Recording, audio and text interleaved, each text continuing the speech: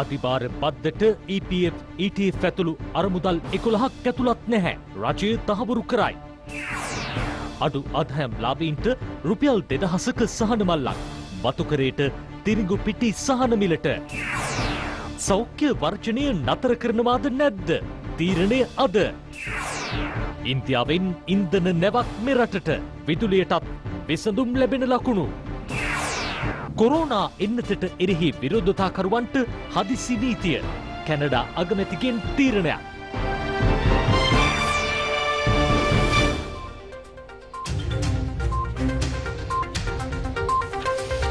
විශ්වසනීය පුවත් කාටත් කලින් රටට කියන ITN මධ්‍යහන පුවත් විකාශයයි මේ ආරම්භෙන්නේ.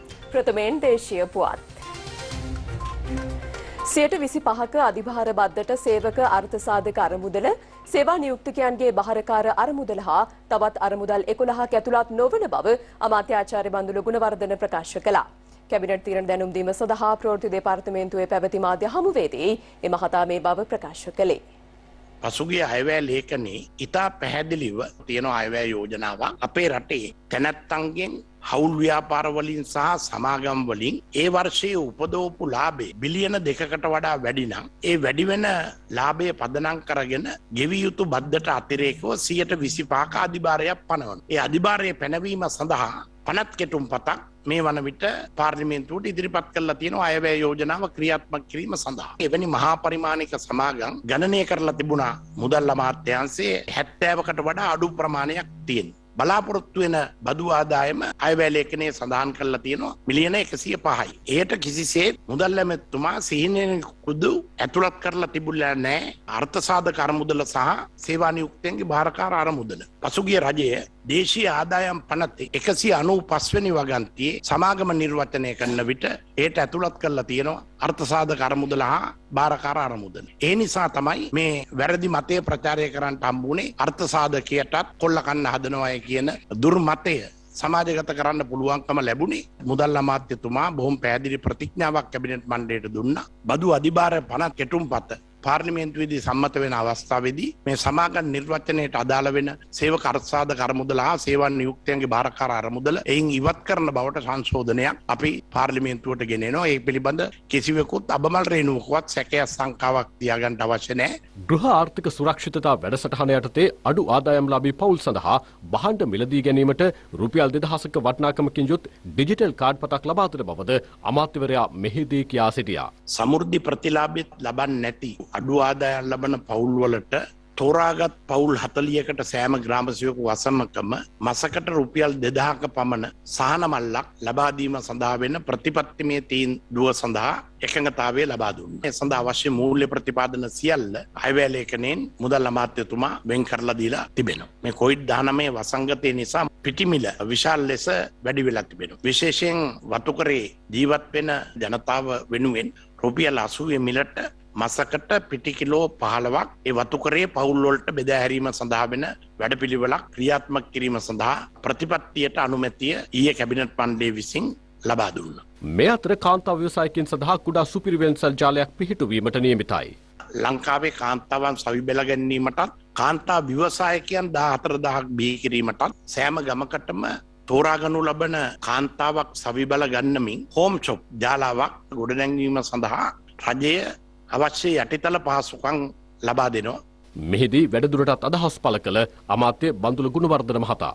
පරිසර හිතකාමී පානීය ජල බෝතල් ව්‍යාපෘතියක් පරිසර ඇමතුමත් මමත් එකතු වෙලා ක්‍රියාත්මක කිරීම ආරම්භ කළා. මේ සතොස පානීය ජල බෝතලයක් මිලදීගෙන පානය කළ අවසන් වෙලා ආපසු බාර දුන් විට සතොසට රුපියල් 10ක් ආපහු ගෙවනවා ඉතිහාසයේ පළවෙනි වතාව. ඒ අනුව මිලි ලීටර් 500ක බෝතලයක් SLS සහතික ලාංඡන සහිත රුපියල් 35යි සිල්ලර මිල. එහිදී රජයේ ආයතනයත් තොග වශයෙන් මිලදී ගැනීමේදී අපි ලබා දෙන වට්ටම රුපියල් 6ක්. එවිට ජල බෝතලයේ රුපියල් 29යි. ආපසු බාර දුන් විට දෙනවා රුපියල් 10ක්. ජල බෝතලයක් සඳහා රජයේ වියදම් කළ යුත්තේ සුද්ධ වශයෙන් රුපියල් 19යි. ඒ නිසා රාජ්‍ය ආයතන සියල්ලකින් අපි කාරුණික ආයාචනයක් කරනවා. පරිසරයට මේ බෝතල් මුදහැරීමෙන් වෙන මහා ව්‍යසනය වැළැක්වීම සඳහා සතොස පානීය ජල බෝතලයක් මිලදී ගන්න ලෙස අත්‍යවශ්‍ය ආහාර ද්‍රව්‍ය හා අපනයන කර්මාන්ත සඳහා අවශ්‍ය අමුද්‍රව්‍ය සහ කාර්මික භාණ්ඩ මෙරටට ගෙන්වීමට අදාළ විකල්ප ක්‍රමවේද හඳුනා ගැනීම සඳහා පත් කළ අමාත්‍ය මණ්ඩල අනු කමිටුවට කැබිනට් අනුමැතිය හිමි වූ බව අමාත්‍ය ඩල සලහප්පෙරුම ප්‍රකාශ කළා. කැබිනට් තීරණ දැනුම් දෙන මාධ්‍ය හමුවේදී අමාත්‍යවරයා මේ බව ප්‍රකාශ කළා. මුදල ඇමතුමා යෝජනා කරා මේ කර්මාන්ත සඳහා අවශ්‍ය භාණ්ඩ කාර්මික භාණ්ඩ ආනයනය කරන රටවල් සමග මේ පිළිබඳව ආණ්ඩුවක් විදියට සාකච්ඡා කිරීම සඳහා වෙන අමාත්‍ය අනුකම් කමිටු කීපයක් පත් කරන්නට කියලා. ඊයේ අතිගරු ජනාධිපතිතුමාට ඒ බලය පැවරුවා. යනුව එතුමා විසින් කැබිනට් මණ්ඩලයට නම් කරා මහජන චීන සමූහාණ්ඩුව සමග සාකච්ඡා කිරීම සඳහා විදේශ ඇමති ජීල් පිරිස් මැතිතුමාගේ සභාපතිත්වයෙන් වෙළඳ ඇමතුමා, කර්මාන්ත ඇමතුමා සහ වැවිලි කර්මාන්ත අමාත්‍යතුමාගෙන් සැදුම් ලත්තු කමිටුවක්. ඒ වගේම ජපාන රජය සමග සාකච්ඡා කිරීම සඳහා එයත් විදේශ කටයුතු ඇමතුමාගේ සභාපතිත්වයෙන් සෞඛ්‍ය ඇමතුමා, මහා මාර්ග ඇමතුමා සහ ජනමාධ්‍ය ඇමතිවරයාගේ සහභාගීත්වයෙන් මැද පෙරදිග රාජ්‍යයන් සමග සාකච්ඡා කිරීම සඳහා විදේශ කටයුතු ඇමතුමාගේ සභාපතිත්වයෙන් සහ තරුණ කටයුතු ඇමතුමාත් අධිකරණ කටයුතු පිළිබඳ ඇමතුමාගේ සහභාගීත්වයෙන් ඒ අනු කමිටු තුන අමාත්‍ය මහින්ද අමරවීර මහතාද මෙහිදී අදහස් දැක්වුවා. වසර 2050දී ශ්‍රී ලංකාව කාබන් ශූන්‍ය රටක් බවට පත් කිරීම සඳහා මාර්ග සිතියමක් හා උපාය මාර්ග සැලසුමක් සකස් කිරීම සඳහා වූ කැබිනට් පත්‍රිකාව ඉදිරිපත් කරා. සෞභාග්‍ය දැක්මේදී සඳහන් වෙලා තියෙනවා 2050 වන විට කාබන් ශූන්‍ය රටක් බවට පත් කරනවා කියලා. ඒ සඳහා වැඩසටහන් ගණනාවක් දැනටමත් ආරම්භ කරලා තිබෙනවා. එහි විශාල ප්‍රගතියක් මේ වන විට අත්දැමින් පවතිනවා. සෞඛ්‍ය අමාත්‍යවරයා සමග පැවති සාකච්ඡාවලදී වෘත්තීය සමිති සඳහා සාධනීය ප්‍රතිචාරයක් ලැබුණු බව වෘත්තීය සමිති නියෝජිතයින් පවසනවා. වැඩ වර්ජනය නතර කරන්නේද නැද්ද යන තීන්දුව අද ගන්නා බවයි සෞඛ්‍ය වෘත්තීය වේදින්ගේ සම්මේලනයේ කැඳවුම්කරු රවි කුමුදේශ් ප්‍රකාශ කළේ.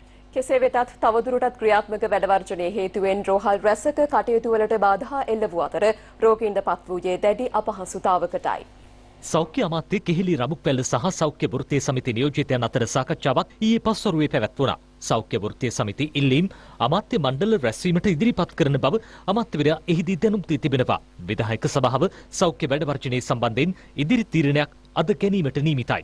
අපි වර්ජනය ගෙනියනවද නැද්ද කියන තීන්දුව ගන්නේ ඊයේ සෞඛ්‍ය අමාත්‍යවරයා සමග පැවති සාකච්ඡාවේ එකඟතාවයන් ලිඛිතව අප වෙත ලබා දුන්නට පස්සේ ඒ එකඟතාවයන් පිළිබඳව අපේ සෞඛ්‍ය වෘත්තීය වේදීන්ගේ සංගමයේ විධායක සභාව විදිහට සාකච්ඡා කරලා සෞඛ්‍ය වෘත්තීය සමිති 17ක් තව දුරටත් වැඩ වර්ජනයේ නිරතව සිටීම හේතුවෙන් රෝහල් වෙත පැමිණි ජනතාව අපහසුතාවට පත්ව සිටිනවා.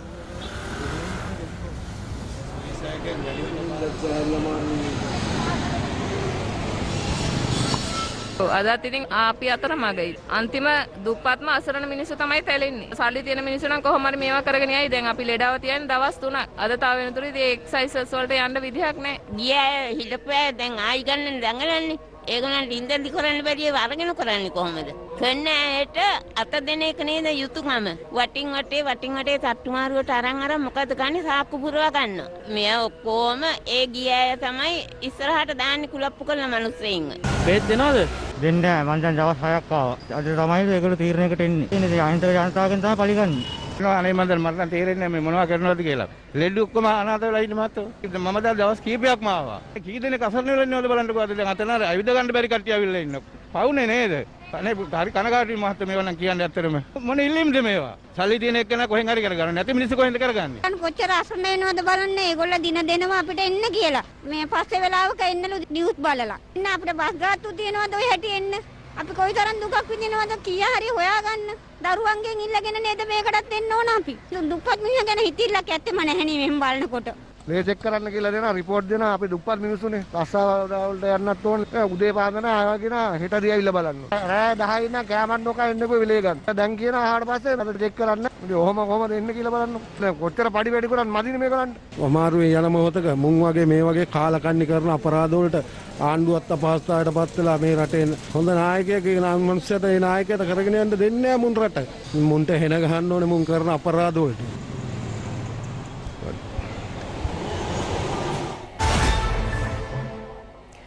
අද සිට විදුලි කප්පාදුවක් සිදුවිය හැකි බව මහජන උපයෝගිතා කොමිසම පවසනවා. ඊට අදාළ ක්‍රමවේදය පිළිබඳ පස්වරුව වන විට ජනතාව දැනුවත් කළ හැකි බවයි උපයෝගිතා කොමිසමේ සභාපති ජනක රත්නායක ප්‍රකාශ කළේ.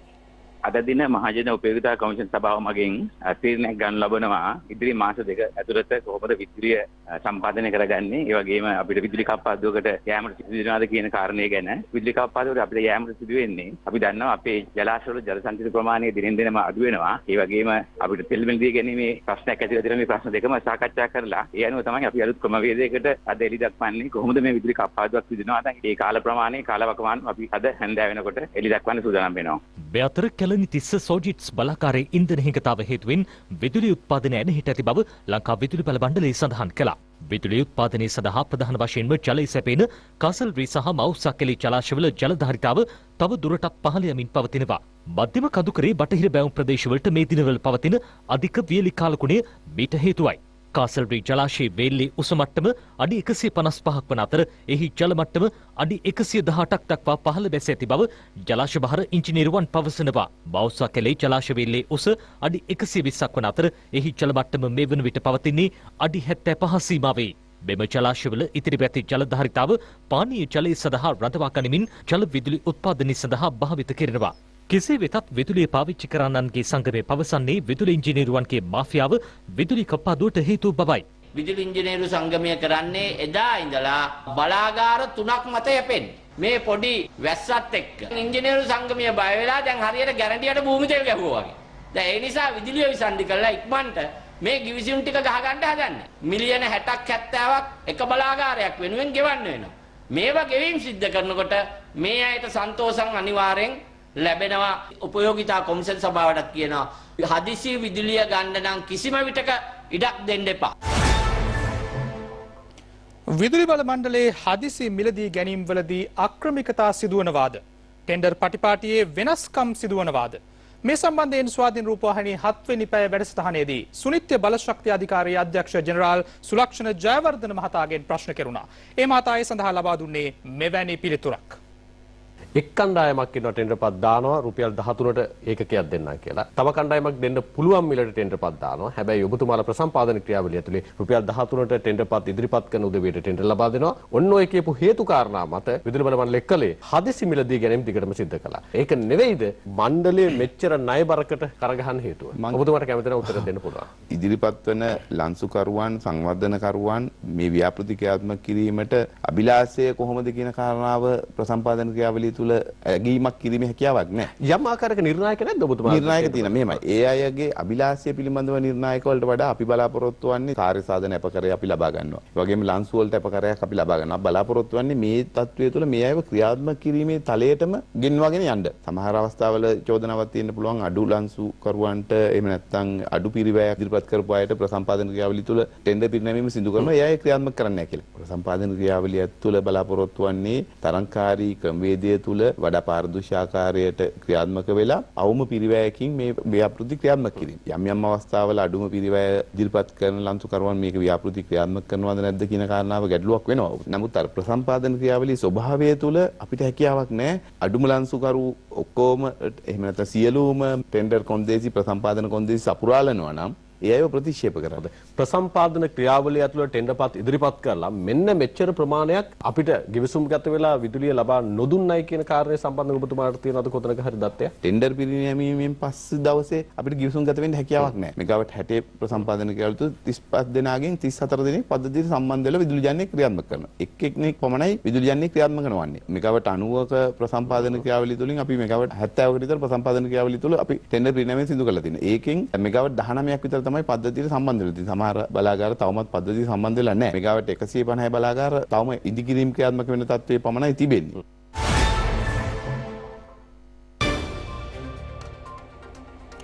ඉන්ධන රැගත් නෞකාවක් ඉන්දියාවේ සිට මෙරටට පැමිණ තිබෙනවා. එම නෞකාව ඊයේ රාත්‍රියේ කොළඹ වරායට ළඟා වූ බවයි අමාත්‍ය රෝහිත අබේගුණවර්ධන ප්‍රකාශ කළේ.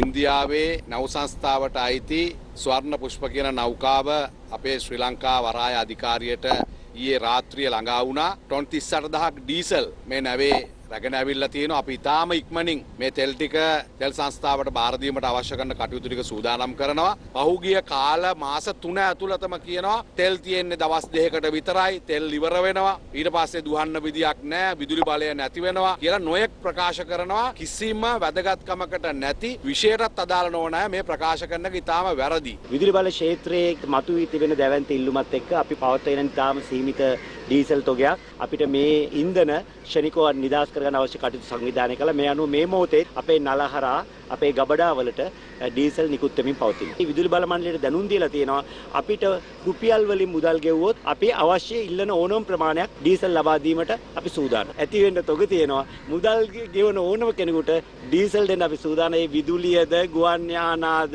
බෝට්ටුද, නැවුද, කාර්ද, වෑන්ද කියන එක අපිට කිසි ප්‍රශ්නයක් නැහැ. අකණ්ඩ ඉන්ධන සැපයීම අපි සාතික කරනවා. අද උදේ පාන්දර මහජන උපයෝගිතා කුමරු සභාපතිතුමා කතා කළා මගෙන් ඇහුවා. එතුමාට හැකියාවක් තියෙනවා කියලා ණයට ඉන්ධන සපයා ගැනීමට කටයුතු කරන්න. ඒ නැවුතෝගේ ගෙනාවොත් අපේ ගබඩාවල තියලා අවශ්‍ය වෙලාවට විදුලි බල මණ්ඩලයට පමණක් ලබා දෙන්න පුළුවන්ද කියලා මම කිව්වා කිසි ප්‍රශ්නයක් නැහැ. ප්‍රවාහන කර්මාන්ත ක්ෂේත්‍ර වලට භාවිතා නොකර වෙන් කරලා තියාගෙන අනුන්ගේ බඩුවක් ගෙදර පරිස්සම් කරනවා වගේ වෙනම ගබඩාවල තියාගෙන උන් ඉල්ලන වෙලාවට පමණක් නිකුත් කරන්න ඩීසල් තබා ගන්න අපි එකඟ වුණා. ඒ සඳහා කිසිම ගාස්තුවක් අය නොකරන්නත් මම එතුමාට එක් දුන්නා. කැනනි මුල්ල සදහම් සිසිල විහාරස්ථානයේ අභිනවයෙන් නිදි කළ රණවිරු මහා සෑයේ තැන්පත් කෙරෙන ධාතුන් වහන්සේලා අද පෙරවරුවේ ස්වාධීන රූපවාහිනී පරිශ්‍රයට වැඩම කරවනු ලැබුවා. ඒ ස්වාධීන රූපවාහිනී කාර්ය මණ්ඩලයට වන්දනාමාන කර ගැනීම සඳහායි. 30 වසරක කුරිරු යුද්ධයෙන් ජීවිත අහිමි වූ රණවිරුවන් සිහි කිරීම වෙනුවෙන් විහාරාධිපති පූජ්‍ය අත්තරගම පඤ්ඤාලංකාර ස්වාමින් වහන්සේගේ අනුශාසනා පරිදි රණවිරු මහා සෑය කැලණිමුල්ල සඳහම් සිසිල විහාරස්ථානයේ ඉදිකොට තිබෙන්නේ. අභිනවයෙන් ඉදිකළ චෛත්‍යරාජන් වහන්සේගේ ධාතු ගර්භයේ තැන්පත් කෙරෙන සදහතුක කරඬුන් වහන්සේ සහ සෙසු කරඬුන් වහන්සේ අද පෙරවරුවේ පෙරහරින් ස්වාධීන රූපවාහිනී පරිශ්‍රයට වැඩම කිරීම සිදු වුණා. ධාතුන් වහන්සේලා උදෙසා පූජාවන් පැවැත්වීමෙන් අනතුරුව යලිත් විහාරස්ථානයට වැඩම කිරීම සිදු වුණා. මෙම අවස්ථාවට ස්වාධීන රූපවාහිනී මාධ්‍යජාලයකර සභාපති නිරෝෂන් ප්‍රේමරත්න, ප්‍රධාන විධායක නිලධාරී නලින් කුමාර නිශ්ශංක, සාමාන්‍ය අධිකාරී අනුමූර්ති විජේසිංහ යන මහත්වරුන් ඇතුළු නිලධාරීන් සහ කාර්ය මණ්ඩලයේ එක්ව සිටියා. සමෘද්ධි දේවනාව 28%කින් වැඩි කිරීමට රජයගත් තීරණයට අනුව එම වැඩි කළ දේවනාව ලබා දීම ඊයේ ආරම්භ කෙරුණා. ඒ සඳහා රජය රුපියල් මිලියන 15,000ක අමතර මුදලක්ද වෙන් කර තිබෙනවා. සමෘද්ධි දීමනාව රුපියල් 3,500ක් හිමි වූ ප්‍රතිලාභීන් සඳහා ඊයේ සිට රුපියල් 4,500ක මුදලක් හිමි වනවා. එමෙන්ම රුපියල් 2,500ක් හිමි වූ පිරිස්වලට රුපියල් 3,200ක මුදලක් සහ රුපියල් 1,500ක් හිමි වූවන්ට රුපියල් 1,900ක් හිමි වන බව සමෘද්ධි අධ්‍යක්ෂ ජනරාල්වරයා පවසනවා. සමෘද්ධි දීමනාව ලබා දීමේ ජාතික උත්සවය බදුල්ල මඩොල්සිම සමෘද්ධි බැංකු පරිශ්‍රයේදී අමාත්‍ය ශාන් සේමසිංහ මහතාගේ ප්‍රධානත්වයෙන් පැවැත්වුණා. සමෘද්ධි ප්‍රතිලාභීන් කෙරෙහි අවධානය යොමු කරන්න ජනාධිපතිතුමා අමතක කරේ නැහැ. තමුන්නාන්සලා වෙනදා ලැබපු සමෘද්ධි දීමනාව 128ක් වැඩි කරන්න රජය කටයුතු කළා. 1,500, 2,500, 3,500 ගෙවන්න රජය රුපියල් මිලියන 50,000ක් වෙන් කරලා තිබ්බා. අයවැය ලේඛනය තුල ඊට පස්සේ අනුමත කරපු කැබිනට් පත්‍රිකාව තුල තවත් රුපියල් මිලියන 15,000ක් අමතරව වැය කරන්න රජය බලාපොරොත්තු වෙනවා 2022 අවුරුද්දට විතරක්. ඒ අනුව සමෘද්ධි ප්‍රතිලාභීන් සඳහා තමන්ගේ දීමනාව ලබා දීමට 2022 අවුරුද්දේ රුපියල් මිලියන 65,000ක් වියදම් කරන්න රජය බලාපොරොත්තු වෙනවා. කෑගල්ල දිස්ත්‍රික් සමෘද්ධි ප්‍රතිලාභීන්ට දීමනාව ලබා දීමට කටයුතු කෙරුණේ කෑගල්ල සමෘද්ධි බැංකු පරිශ්‍රයේදී. අපට සමෘද්ධි ප්‍රතිලාභය ලැබුණා. ඒක මම ගොඩාක් අගය කරනවා. ජනාධිපතිතුමාට අග්‍රාමාත්‍යවරයාට බොහොම ස්තුතිවන්ත වෙනවා. මේ දුප්පත් ජනතාව වෙනුවෙන් මේ සහනය වැඩි කිරීම ගැන ඇත්තෙන්ම අපි දුප්පත් ජනතාව වෙනුවෙන් සතුටු වෙනවා. ඉතින් රජයට අපි ඇත්තම ස්තුතිවන්ත වෙනවා. කළුතර ග්‍රාම සේවා වසම් 762ක ප්‍රතිලාභීන් සඳහා සමෘද්ධි දීමනාව ලබා දුන් අතර ඔවුන් රජයට සිය ස්තුතිය පළ කළා. වවුනියාවේ පවුල් 23,563කට සමෘද්ධි දීමනාව ඉහළ නැන්වීම තුළින් සෙත සැලසෙනවා. පුත්තලම සමෘද්ධි බැංකුව මගින් ප්‍රතිලාභීන් වෙනුවෙන් වැඩි කළ සමෘද්ධි දීමනාව ලබා දීමට කටයුතු කෙරුණා. සංවිධානාත්මක අපරාධකරුවෙකු සහ මද්‍රව්‍ය ජාවාරම්කරුවෙකු වන අසංක